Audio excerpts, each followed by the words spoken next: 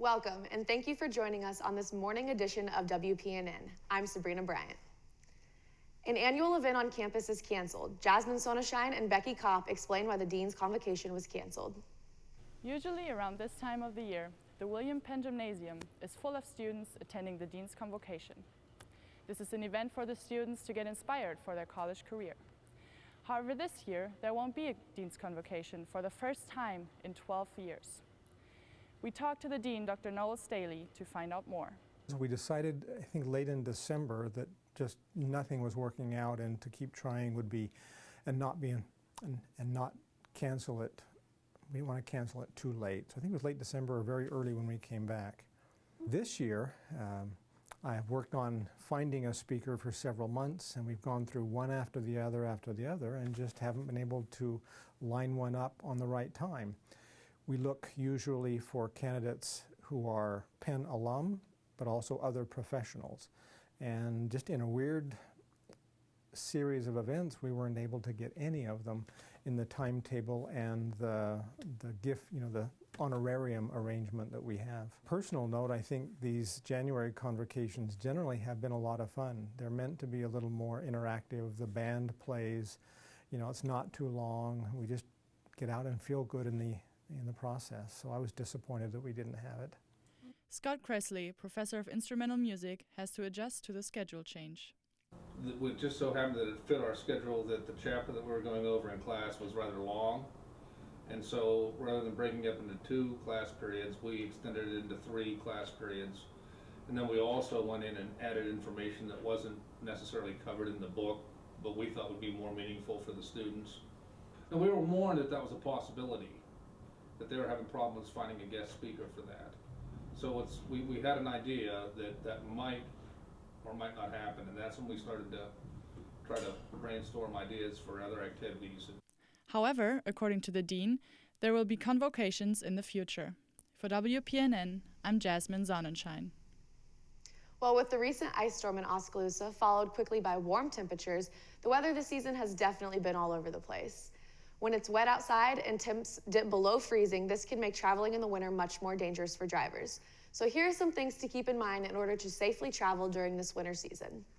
It is always a good idea to start your car a few minutes earlier in the morning to allow it to warm up. Check weather conditions before leaving and allow extra time during travel. Avoid traveling alone, or at least notify others of your route. Adjust your speed when necessary and leave extra space between you and cars around you. And lastly, always keep an emergency kit in your car.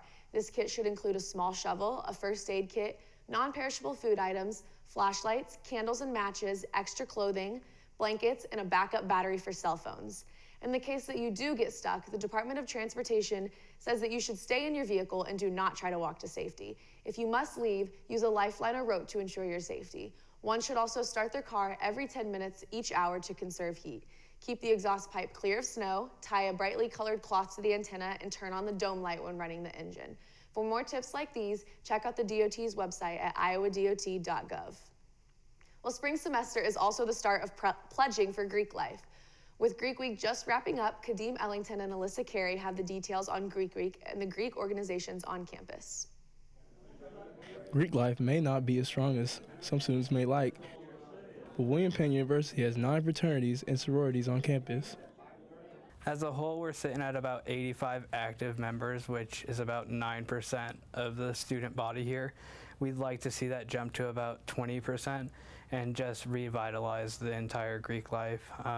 Everything from reputations with coaches and teachers to our reputations as students with each other. In the history of Greek life on campus, the Greeks have been well known for their crazy ways.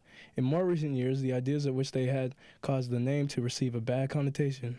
Because of this, the fraternities and sororities on campus have been struggling to get new, high-quality recruits. This year, things are bound to change. Greek Council has set a higher bar for when it comes to recruits to start to develop a higher level of prospect student. These rules have included limiting the target audience to second semester freshmen and up. This allows for the Greek organization to better know recruits' GPA.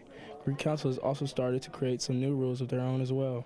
Just trying to create camaraderie and accountability amongst the Greeks, putting academics first and showing coaches that we actually mean what we say, that we are students before anything else, and then athletics, and then Greeks, because we kind of hit a wall there where coaches kind of encourage, athletes not really to participate because they're afraid of that becoming first, as well as just mandatory, participation rates for events, as well as community services, and just getting people involved and out on campus so that people understand that Greek life is a big part of William Penn University. The mandatory events are set to have 4 over the course of the next few months. The goal is to get all Greeks to develop relationships with each other. As a whole, they want to not only create brotherhoods and sisterhoods, but the aspect of family amongst Greeks in general, something that has been missing from the Greeks over the last few years. Throughout the year, the William Penn University Digital Communications Program has been hosting a wide range of speakers to express and share their opinions on different topics of interest. The first Leaders Speak series for the calendar year will begin on February 15th at the Musco Technology Center at 6 p.m. The first Leaders Speak series will be featuring Sarah Derry, who is the South Central Iowa STEM Regional Manager. STEM, which is the idea of a blended education including science, technology, engineering, and mathematics, has become a high-interest topic across the state. Derry plans to talk about the Iowa Governor's STEM Advisory Council's goal of increasing the STEM interest and achievements needed in order to regain Iowa's legacy as a leader in this time of education and workplace development. She plans to not only discuss the council's efforts, but to go into depth of the high demand of these jobs, ways to get involved with the STEM, and futures and opportunities within the field. Derry began her career as a science teacher at a low-income high school and has since conducted research in commercial and academic laboratories. Jennifer Wilson, the marketing director, spoke out about changes occurring at Penn within the marketing department and how students can expect to see changes affecting them this spring semester. Miranda Keeler has the details. Great stories here, and we have a great history and legacy and heritage. William Penn has grown tremendously over the last few decades, and with changes at Penn comes finding a new way to market and advertise the school. Over winter break, the marketing department began the transition. And I like to say it's not necessarily a rebranding, it's a reintroduction of our brand. Many of the changes are occurring on social media and print material, but one in particular is getting a hefty makeover. Right now, the biggest thing that's in the pipeline is the website. We're working on creating a new website. Wilson says launching the website is the #1 goal for this spring semester. Having a background in graphic design, she is excited to help with the process of the reintroduction. We have a lot of resources here on campus, and we get excited about that, and we really love using the students, and it's rewarding in a lot of ways. It's like, yeah, we can use our students, we can say we've used our students, which gives it so much credibility, and it gives the student perspective, which is really nice. The marketing department has put a lot of research and thought into the reintroduction by collecting survey data and creating an in-depth marketing plan. Students can expect the reintroduction to continue throughout the spring semester. We'll be back with sports after the break.